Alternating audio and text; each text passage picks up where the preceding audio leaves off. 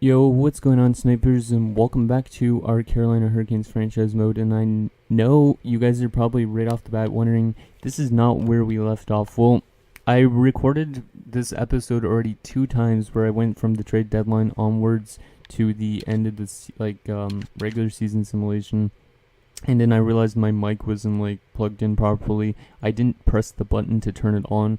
I don't even know what's going on today, but anyways, I'm just gonna basically do a recap of what you guys would have missed during the time, from the trade deadline onwards. So we did make the playoffs again. Our record was okay. I can't see our record in that screen, so I'll show you guys now. But our record was not the greatest, but we still made it. 44, 32, and 6. And we are now going to be going up against the Florida Panthers, who went 47, 30, and 5 during the regular season. So let's just show you guys what happened. So as you can see, the trade deadline was here. I ended up trading away Luke Martin, one of our prospects, and a 4th round pick for this year to the Pittsburgh Penguins. We got back Oli Mata. I'll show a screenshot of it here so you guys could look at it. But yeah, so we did that trade, and then that helped our team out a lot defensively. As you can see, we won here in overtime 3-2. We lost 3-0 to Buffalo, but then we got a couple really good defensive games. As you can see, like a couple shutouts. Some games were allowed in 1 goal. And then eventually, in April, I think it was, is where we clinched. Yeah, we clinched after this win against the Pittsburgh Penguins, the team we made the trade with. But yeah, so we made the playoffs, which is good, going up against Florida, who has a very good top line.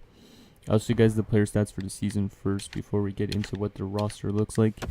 And yeah, I'm just going to make this a very short episode. I'm not going to actually do the first round of the playoffs in this episode.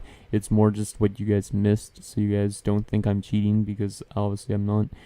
So Skinner 64 points, Teravainen had 57, Brown had 50, Victor Rask had 48, but he's currently injured and he will return probably I think it's at April 18th.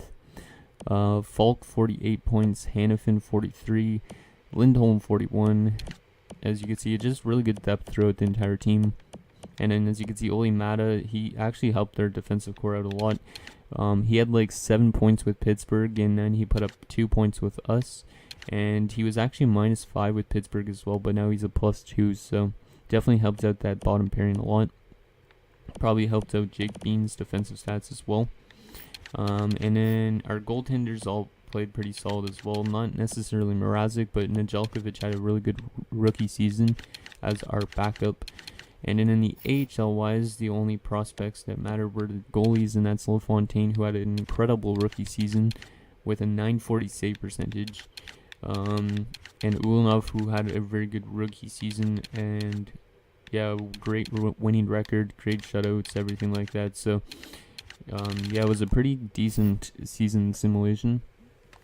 And yeah, in terms of who we're going up against, in the playoffs, like I said, we're going up against the Florida Panthers, who is kind of like a team that's actually geographically close to Raleigh, North Carolina, or is it South Carolina? I think it's North Carolina, but still geographically close. So Florida, as you can see, their top line is pretty deadly, as you got Huberdeau, Barkov, and Panarin. These guys simulate probably pretty well as well, I would assume. Let me just check that.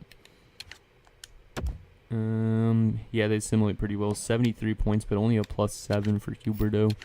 Barkov had 74 points, only a +4, so they're not greatest defensively. Hopefully we could take advantage of that. Panarin had 82 points. And yeah, then their second line's a pretty good complementary line to that first line. Third line is a little bit weak with Mammon, and then their fourth line is extremely weak.